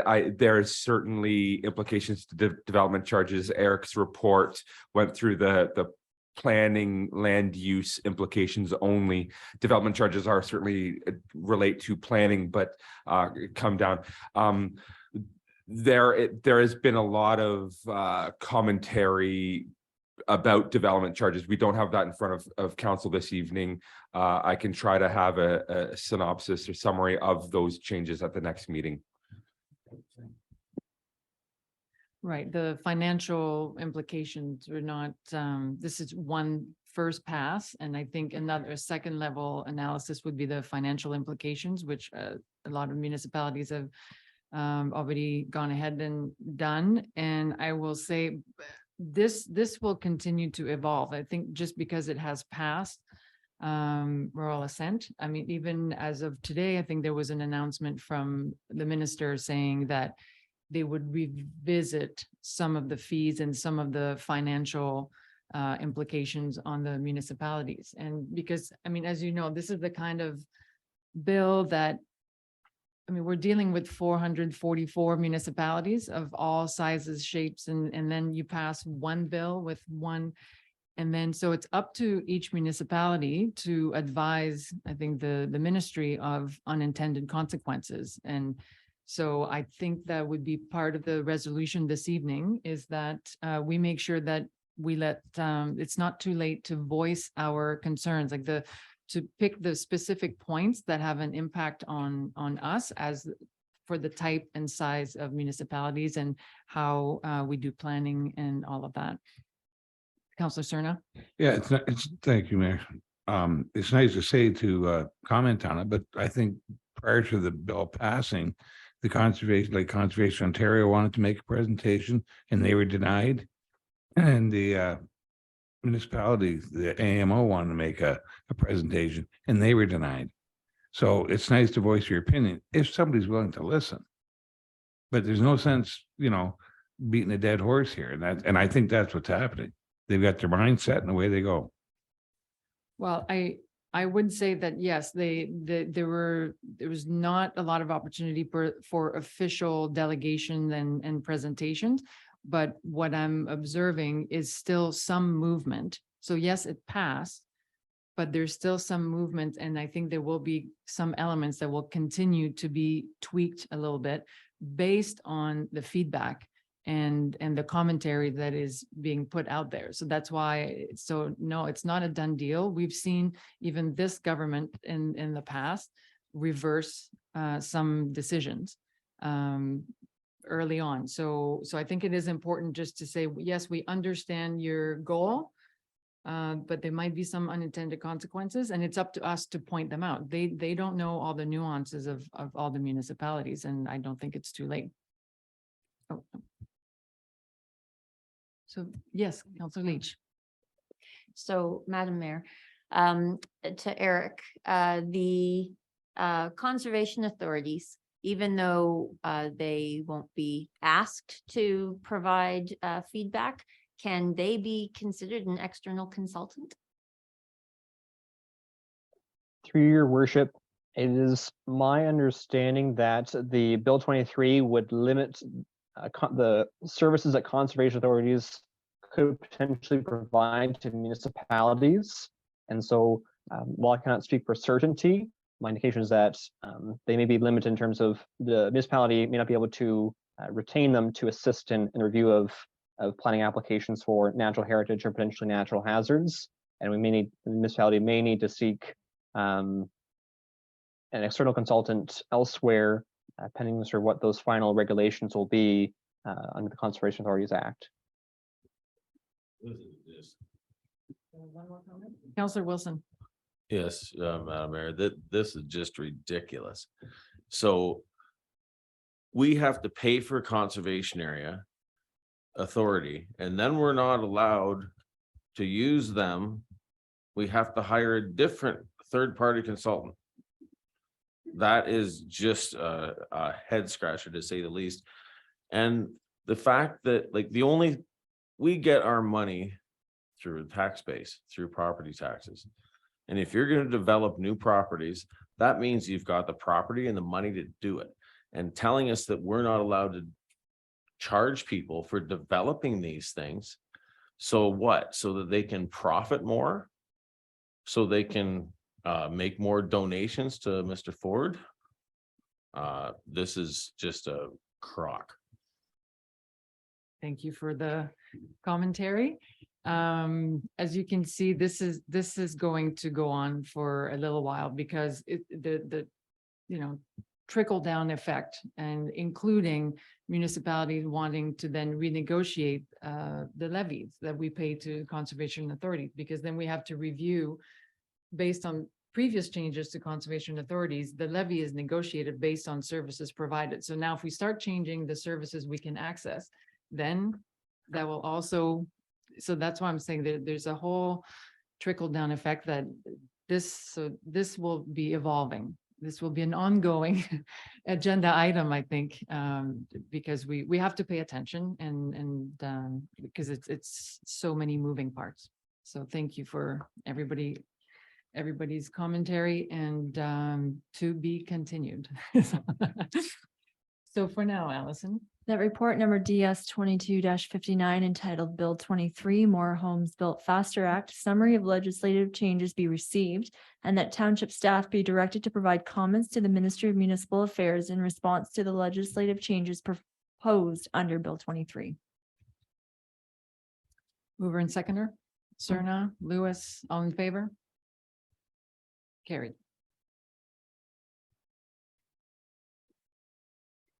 Excuse me, Madam Mayor. Any letter we send to the one ministry, I think we should copy it and send it to every MPP that's up there that's doing this. Because they all voted for it. So I'll just send it to one guy, send it to them all. Thank you. Yes, and I think it's would be understood that certainly our MPP would be made aware of our concerns, for sure.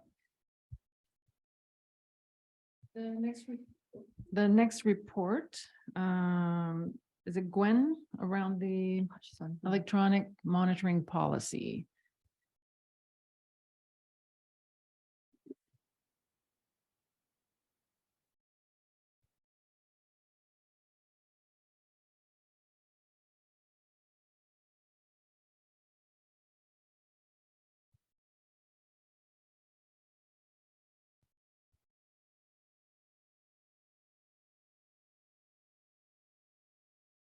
She's monitoring us. Good evening. I am here. I apologize. There are a lot of distractions in my home. The electronic monitoring policy was mandated by the provincial government. You have the report there. It's pretty standard. And if you have any questions, I'd be happy to ask them or answer them. And we'll go from there.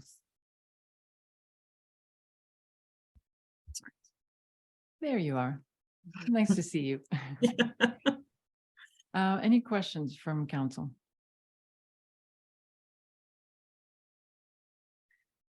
Gwen, did you, were staff consulted at all, or were drafts circulated, or any input?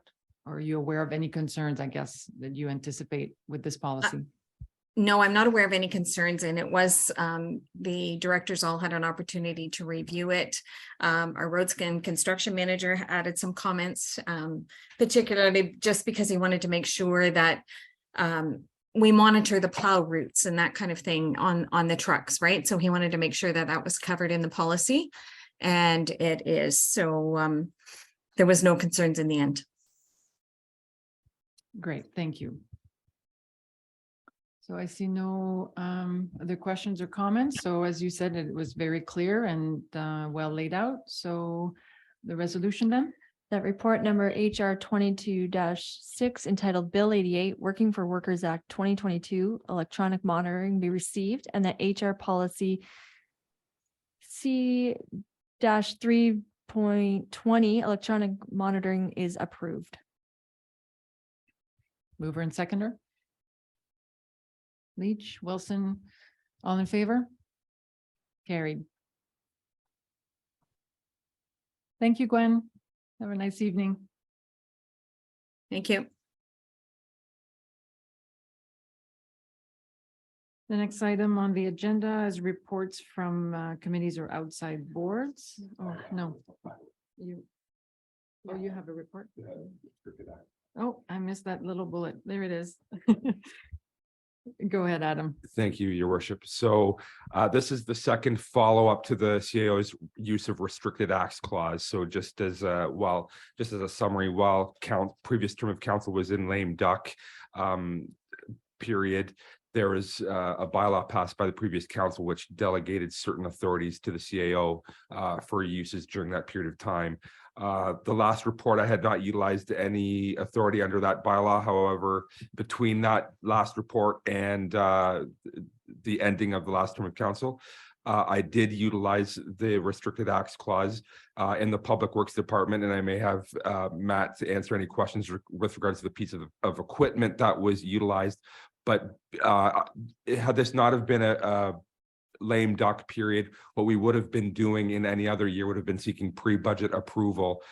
There is a backlog on ordering these pieces of equipment. It's a single axle snowplow or a truck for the Public Works Department. And I've summarized the reasons in the report as to why I utilized the act. So unless there's any questions from members of council, there's nothing further to add to my report. Questions or comments? Councilor Glinsky? Mayor Giguere, are we not going to tender this out? Matt, do you want to comment? Yes, through your worship, that's what the purpose of the use of the clause was, to issue this tender for the piece of equipment. So that tender has now been issued, awaiting for closing on the piece of equipment replacement. Any other questions? Resolution? That report number CIO 22-18 entitled Second Informational Report, CIO Use of Restricted Acts Clause be received for information, and that staff make the necessary provisions in the draft 2023 capital budget for the necessary single axle snowplow unit replacement. Mover and seconder, Lewis, Widner, all in favor? Carried. Okay, now we can go to reports of outside board. This week we have the Long Point Conservation Authority minutes. Anything you want to add, Adam? I think I can comment on the fact that because this report does include their budget.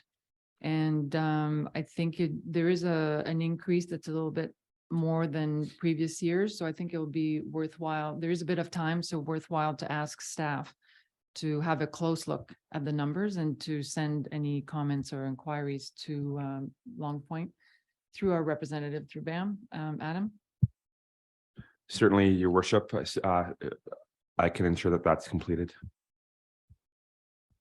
Okay, so if any members of council have specific questions that, if you want to direct them to staff, so we'll take our time to have a close look at the numbers.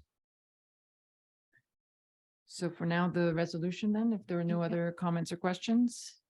So there's two resolutions. The first is that the following reports of committees outside boards be noted and filed. The Long Point Region Conservation Authority Board of Directors minutes of October 5th, 2022. Serna? Whitner, all in favor?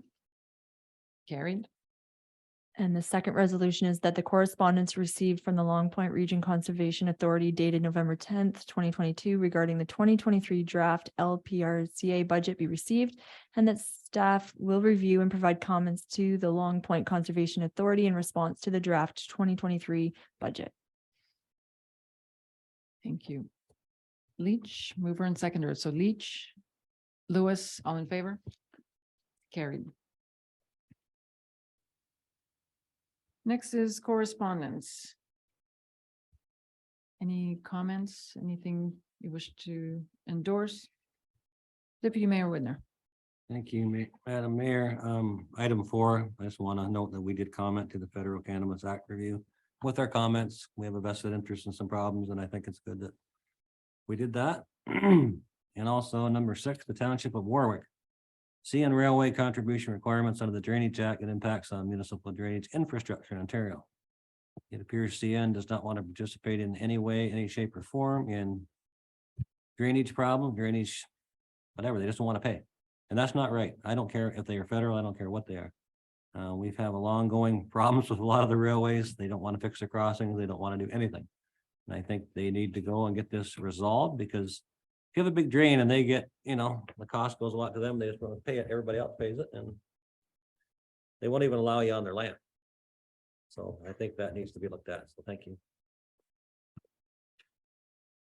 Councillor Lewis.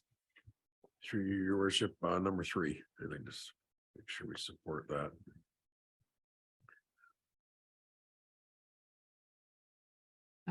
Adam? Yeah, thank you, your worship.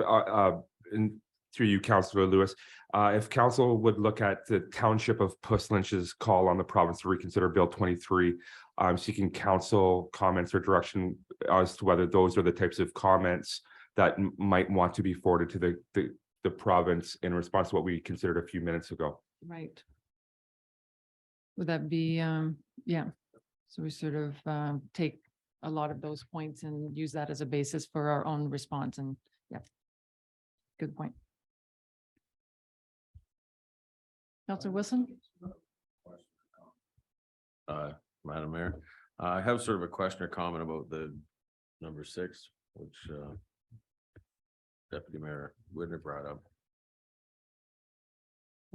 They've paid in the past. Why do they think they're not supposed to pay anymore? They don't want to. Like, it makes no sense. And just because you're federally mandated doesn't mean that your land is not part of the municipality and doesn't need to be drained. It's just some massive corporate entity trying to shirk the responsibilities and download it onto municipalities. Yes, there is an issue there that needs to be resolved, definitely. Okay, so we have endorsement of 3 and 6 and 4. 3, 4, and right? 6. Oh, okay, 3, 4, and 6. And otherwise received. Go ahead. Yep. So that the following correspondence be noted and filed, and that 3, 4, and 6 be supported. Mover and seconder, Whitner, Glinsky, all in favor? Carried.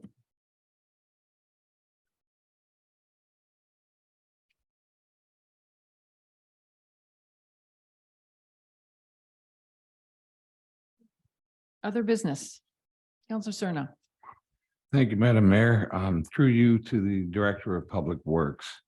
I noticed there's been an awful lot of work going on in the township. Signs, guardrails, reflectors, more signs, chevrons, reflectors. The list goes on and on. And I'm getting calls every day relentlessly about people complaining about overkill and this, things like that. Can you please explain to me at least, hopefully to everybody, what is going on and why it's transpired? Thank you, sir. Yes, so through you, your worship. These sign installations are a result of the road safety audit program that's been undertaken. So this program started in 2018 after what I understand was a long history of consistent and ongoing singular complaints with unsafe road conditions throughout the township and speeding concerns.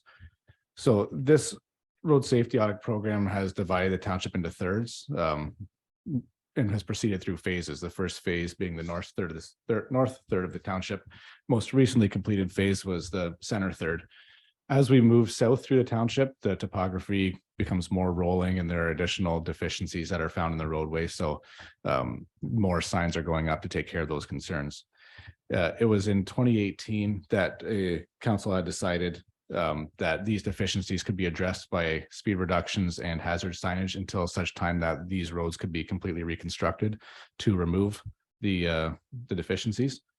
So defining these deficiencies in on the road sections, basically from the ground up, when you're building a new road, there are published guidelines which are to be followed that allow for the safe travel of that road. So the desired speed of the road relies on other design considerations to allow the speed to safely occur, being the roadway geometry and surface material, drainage consideration, vertical and horizontal alignments, intersection site distances, and clear zone encroachments. And all of these design considerations have set guidance that are published by various industry standards, being Transport of Canada Geometric Design Guide, Ministry of Transportation Geometric Design Standards and Roadside Safety Manual, and the Transport Canada Rural Safety Handbook, all which the road safety audit has relied upon to build these recommendations. So while these road sections are reviewed to say an 80-kilometer design to occur, 80 kilometer per hour design to occur, potential vertical alignment deficiency could be removed by reconstructing the road, or you lower the speed limit, and now that road can accommodate that speed safely. So for other signs like the chevrons and horizontal curves, the same story. So looking at how that road is currently built and reverse engineering it to what the design guide allows that road to, how it allows that road to operate. So it was with the phase 2 road safety audit, a number of deficiencies were found with all of the design considerations that I mentioned, being the vertical geometry and site distances, those things, encroachments into the roadway that resulted in a number of signs being installed. And that's the rationale for all these that are going in now, which is much more cost effective than rebuilding a road to accommodate a higher speed or reducing that deficiency. That said, we have put in a lot of signs, and it's concerning to see when they're removed consistently, because now that it's a sign that's up, we have a duty, we know there's a deficiency, and we have to put that sign back, which is very costly as these signs are continually removed. We tried various options to deter signs from being removed. We recently had a stop sign that was removed from the road, which that's a very dangerous occurrence and don't like to see that at all. So when they're removed, they're just going back in. Well, we have to do that. We have recommendations, professional recommendations that are based on published guidelines throughout the province. So that's where all these signs have been coming from. Follow up? A follow-up, yeah. I understand all this is happening. What would happen if can we question what we're recommended to do, or once that report's handed in, we have to do it? Through your worship, the road safety audit, the consultant that completed it has continual correspondence with staff throughout their review. When they're complete road sections, if an immediate hazard is identified, they let us know right away so it can be taken care of. For example, that's when we found the stop sign that had been removed. The reports are reviewed internally by staff to make sure it jives with what our patrollers see in the roads department, what we know, what has to happen. But the recommendations that come out of the report are based on priority. So it's not a blanket, everything gets done out of these reports. It's a priority sections based on cost. Guide rails, in the last report, we had over $800,000 in guide rails to be installed.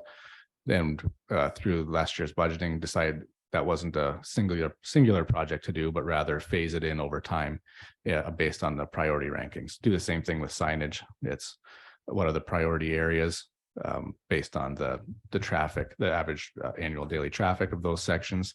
We phase it in from a financial perspective. What can we afford to put in at this time?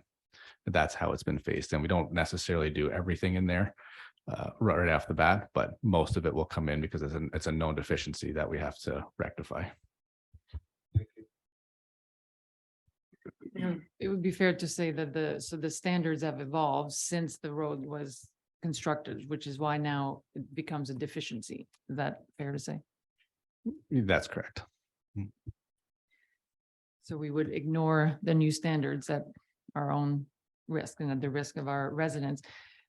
Based on the number of calls that are being received, would it be wise to do some sort of awareness or some sort of communication around explaining some of the, like in layman's terms, like sort of what has happened? So standards have evolved and now for the safety or something like that would that be helpful? So perhaps something that staff would be willing to undertake and do a bit of social media awareness. And this is for everyone's safety. We're trying to meet safety standards. Okay. Thank you. Anything else, Deputy Mayor Yes, Whitner? thank you, Madam Mayor. Just for you to, Matt, I've gotten a few concerns out of, but if you explain to him, we hired, I don't know if we had to hire the road safety people, but if we don't take their advice and there is a problem, then we'd be on the hook because we didn't do what we're supposed to do. But it seems like it really got overblown because I know they just put a stop ahead sign on my road and the first thing that happened, somebody blew the stop sign. Like, wow. But the chevrons and that, there's a lot of chevrons out there. So a lot of people like to cut the ditches. Now that really makes a nuisance of it. As far as the poles getting stolen, we used to grease them. That'll fix it. If you want it, you have to work for it. But my fear in the future, we're gonna have a lot of cost in maintaining these things. And what the reflectivity will still be part of the program and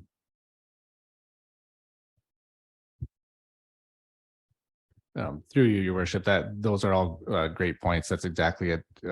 As I understand, sign maintenance was a part-time job for our road staff in the past. It's now become a full-time undertaking for at least one employee. Replacing sign maintenance. Annually, we do the reflectivity studies to determine what degradation has occurred on those signs, and now there are more signs to review. The road safety audit looks at, so rather than one-off sections, it's all the roads so we can capture everything. It's, I guess you could infer that it would be all these sections would be reviewed at some point. We're just doing it all at once to get this done. Yeah, I mean, it's a bit of a theme this evening. Safety and prevention has a cost. And yes, and it's hard to then assess how much it would cost not to do it. Any other business? So next is the bylaw.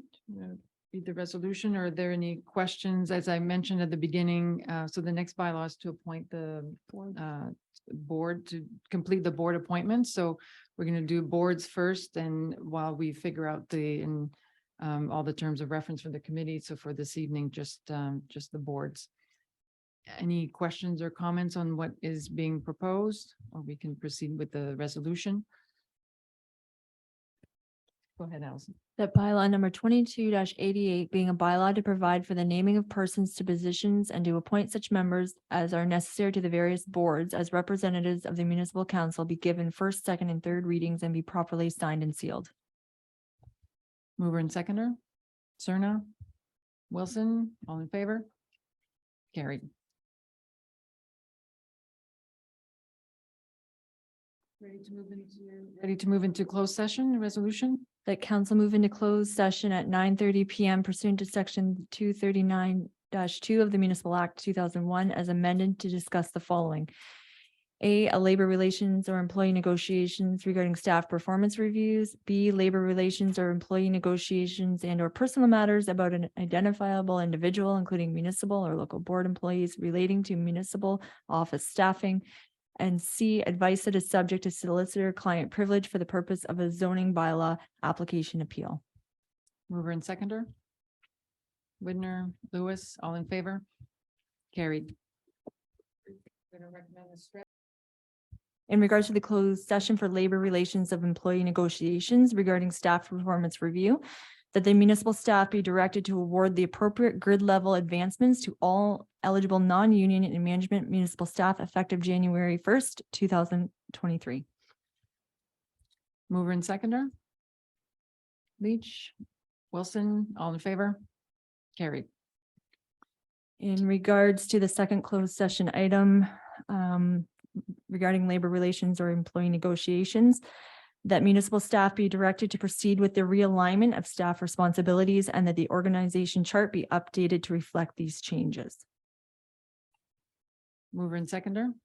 Glinsky, Leach, all in favor? Carried.